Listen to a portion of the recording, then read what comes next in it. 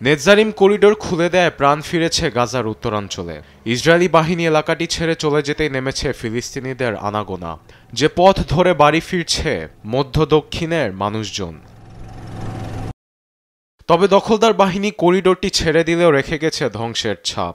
গণমাধ্যম বলছে, নেতজারিমে থাকা বসতি গুঁড়িয়ে দেওয়া হয়েছে এমনভাবে সেখানে আর স্থায়ী বসবাসের সুযোগ না পায় ফিলিস্তিনিরা। তুলে ফেলা হয়েছে প্রধান সড়কও।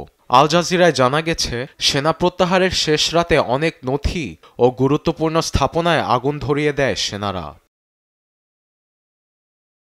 এদিকে গাজা উপত্যকায় সফর শেষে ত্রাণ ও খাদ্য সংকট নিয়ে শঙ্কা জানান জাতিসংঘ মানবিক সহায়তা বিষয়ক প্রধান টম ফ্লেচার। দুদিনের সফরে গাজার উত্তরাঞ্চলকে মৃত্যুকূপ হিসেবে বর্ণনা করেন। এজন্য তিনি জোর দিয়েছেন যুদ্ধবিরতি স্থায়িত্বে। গাজাবাসীদের অন্যত্র স্থানান্তরে জোর দিচ্ছেন মার্কিন প্রেসিডেন্ট ডোনাল্ড ট্রাম্প। তার এমন প্রচেষ্টায় পানি ঢেলে দিচ্ছে মধ্যপ্রাচ্যের দেশগুলো। নিন্দা জানান হামাসের রাজনৈতিক ব্যুরোর শীর্ষ নেতা ইজ্জত আল রিশেক। টেলিগ্রাম পোস্টে জানান, গাজা বেচাকেনার কোনো সম্পত্তি নয়, এটি ফিলিস্তিনের অবিচ্ছেদ্য অংশ। আরবিদ আফসার, নিউজ ডেস্ক, দেশ টিভি।